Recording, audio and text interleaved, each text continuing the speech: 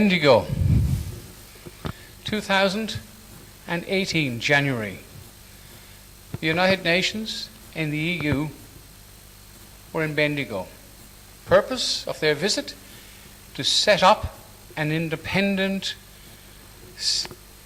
enclave, Bendigo as a sustainable city, independent of the rest of Victoria to a certain degree.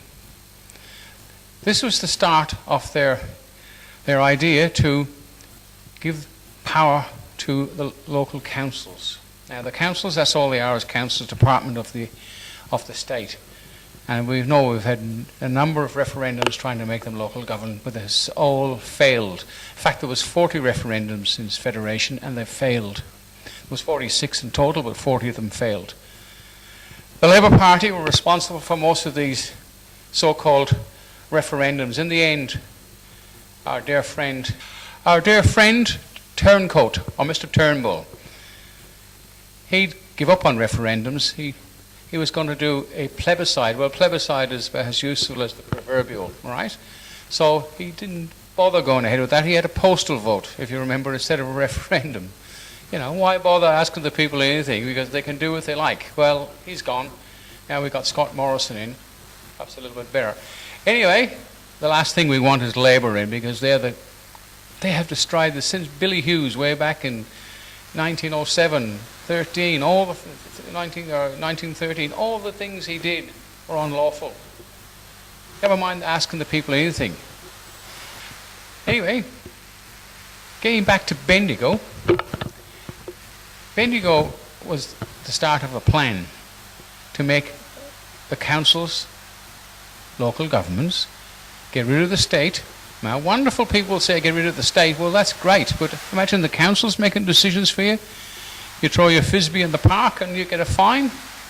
And some of the galaos that got working in there, they don't represent anybody, just themselves. So that was the whole idea, the Bendigo thing. It failed thanks to one councillor. And I won't mention her name, but the poor woman lost her home. She's bankrupt.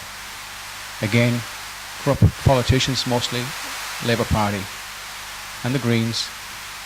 So looking at Bendigo, if they can do that, they can do anything. So we've got to stop voting. We've got to support the Constitution. We need the Constitution. For all these people out there with the yellow shirts, you know, great idea, but you've been used.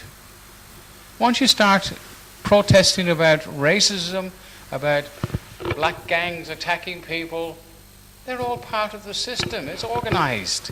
These are organised. Why do you think they're getting off? Forget about it.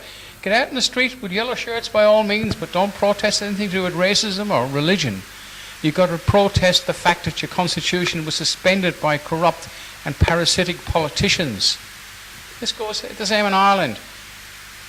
The politicians are your enemy. The organisations, the United Nations are your enemy. The European market, where everybody was bullshitted into believing was a market, it was a con job. They're the enemy of the state. We've lost our sovereignty. Get that back. Protest about that. And how can anybody in opposition come out and call you a racist if you're protesting for a better opportunity? Well, unless you live in America and Donald Trump is a victim of success. Anyway, Dr. Barry here, wherever I am, trying to voice the opinion of the minority and wishing the luck to the men who have gone to prison, lost their homes, the ladies who have lost their homes, to fight for freedom. Let's finish it off and get behind Senator Rod Colleton and the team and fight for our Constitution being returned.